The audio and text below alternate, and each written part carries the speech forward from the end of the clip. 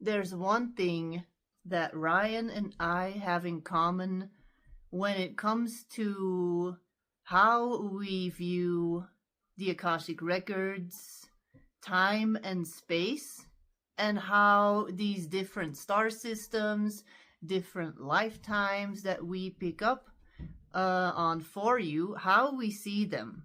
And I have not ever found another person in the 9 years of talking about the Akashic Records that understood it immediately, that sees it exactly the same way. And what is it? What is it? Well, you all the time say the word frequency, and you always describe tuning into different layers and levels and timelines as frequency because it's all frequency. So how would you describe that? Just the question, what is frequency?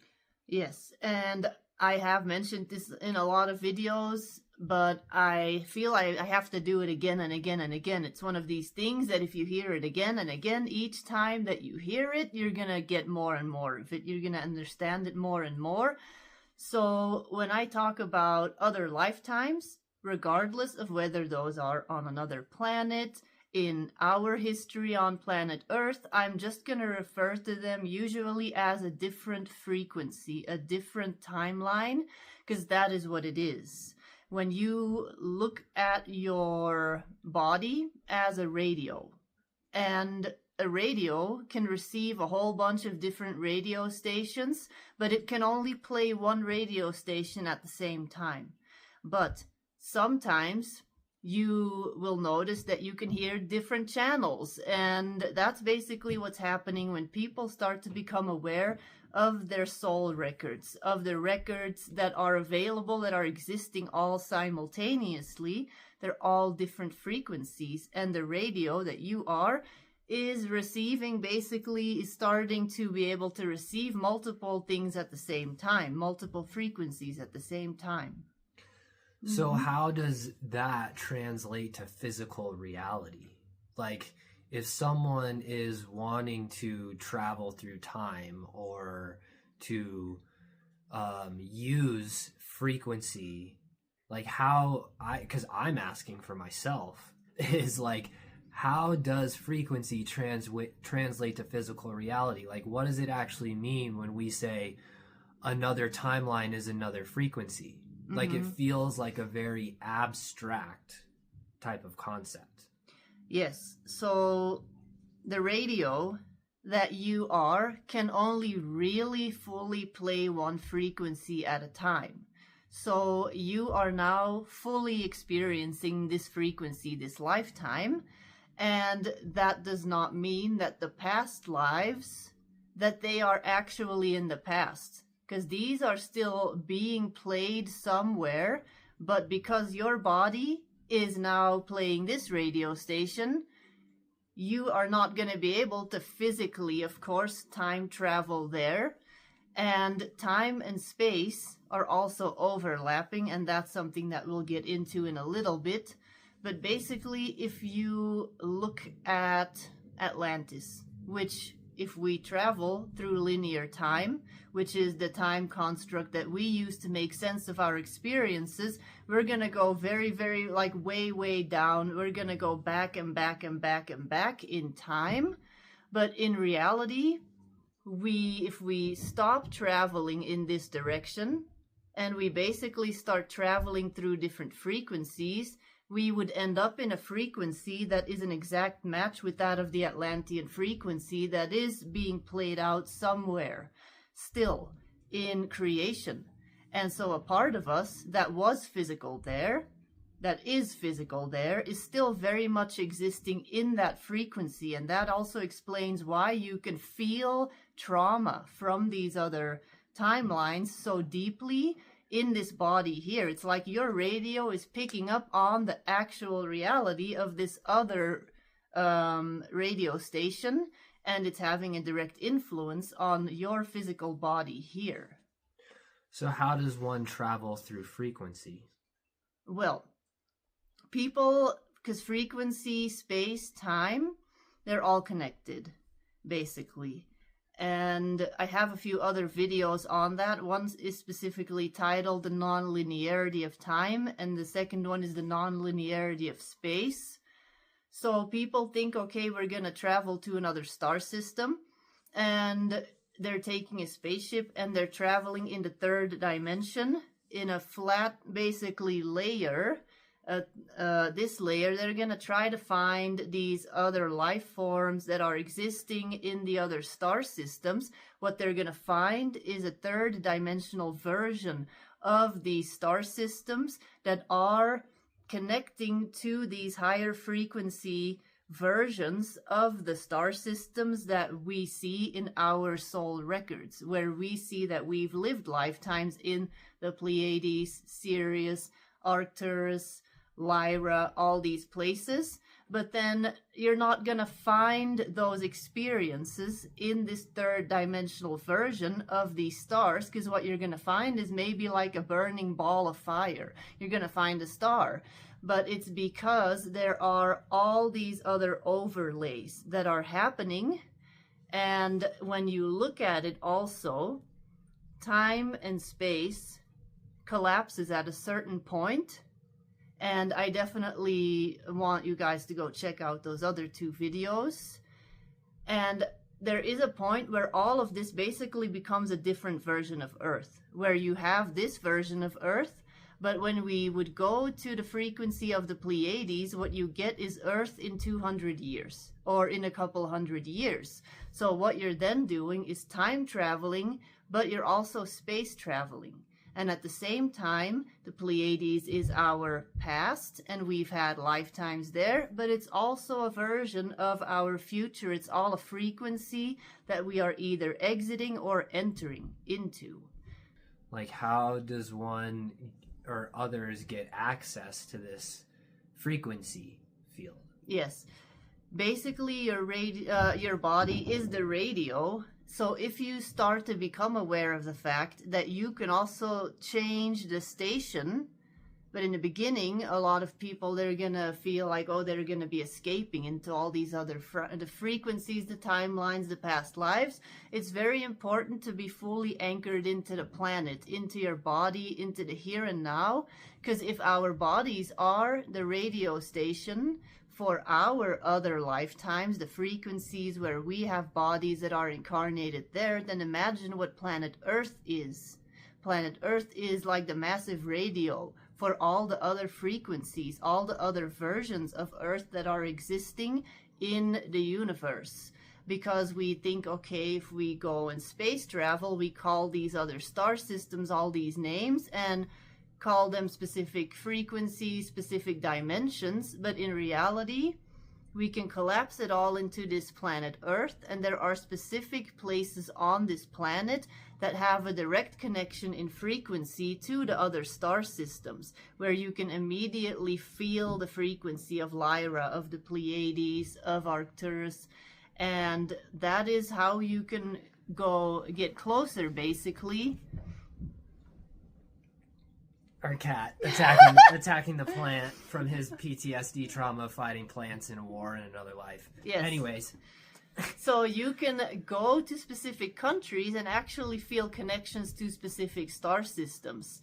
But you can also, in your body, just really connect and stay grounded and just really remember that the point of you going to all the other frequencies, tuning into the other places where your soul has experiences, that it is so that you can bring all these experiences into your body here and make the most out of this life. And you do that by, you can get an Akashic Records reading, you can do hypnosis sessions, you can meditate on your own and try to access all these things. So there's a whole bunch of different ways to do that, but the most important thing is that when you do these things, that you do grounding activities.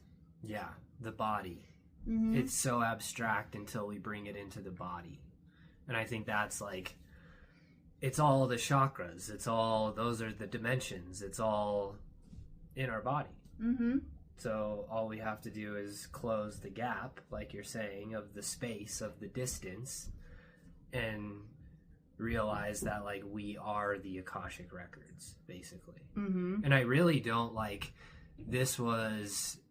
I have trouble for myself articulating still, like, how does frequency become space? Like, how does frequency become like a physical body?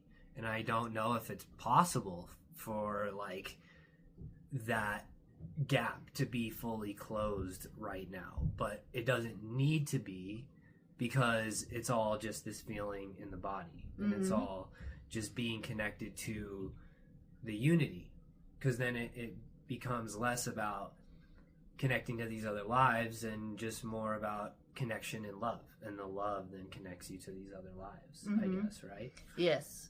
Yeah. So when people talk about Akashic Records, they talk about past lives. They're doing it from the understanding that they have, and this is really complicated for people to understand, that it's all happening here. And that's why I've seen people in the past. There's actually one lady that I saw that said something similar, where she said, there is no other life out there. You're not gonna find it. There's not the starseed stuff. It's not true. And everyone freaked out on her. She got a whole bunch of comments, and she was trying to explain this concept, and she got so much resistance, because people are gonna you may feel resistance in your body, because you may be trying to go outside of yourself. You're going to be outside of yourself, or the space travel, we're going to find them. Yes, you are going to be basically going to layers outside of yourself when they have such more efficient ways of traveling through time and space. And it's all going to happen within, basically. When you tune into yourself, you're going to tune into all the other versions of yourself. And that's how the true communication with the extraterrestrials is going to begin. It's not going to be by some official thing that they film somewhere and put it on the news, where two people, oh, this alien and this person are shaking hands. We are now officially time traveling or space traveling. Mm-hmm. Yeah. I don't think I could explain it any better. I feel like, is there any question you have for me to maybe close it out? Well, you speak a lot about the, like, I hear you talk in your videos and stuff, and how you explain to people also that we have this planet Earth, but it's all happening here. So I've heard you say these things in a really good way. And I think it sounds a little bit like what I said, but how would you explain that if I didn't know what any of this was? I would say the exact same way you did, which is like that the Earth it's like you related it to our soul. So our soul has this Akashic Records. We have this memory, but then that means the Earth has to have this memory. And we've just been given all these different names and definitions of these star systems, and then we create a separation with them, and we perceive through the eyes and what we're told rather than how we can feel, basically. And so all of the different stars, it's funny because this is like the epitome of unity, but when we get to this place, people start to have a hard time working with it. It's like, well, if it's all one being, then it's all one star, it's all originally one sun, and it's all one consciousness. So it's all the same consciousness manifesting in different forms, in different ways. And so Gaia is not just the body of this Earth or the body of one single Earth, but it's the body of the entirety of the consciousness that then manifests as Earth. So that consciousness is our heart, and our heart is here with us right now at all times. Mm-hmm. And I think that's the key if you want to be able to time travel or space travel, these other more advanced frequencies where beings are doing this. The key is that they have fully accomplished being in their heart, being anchored into the heart and being anchored into the body. And that's how they've actually managed to bilocate with entire ships, not through space like this, but like this.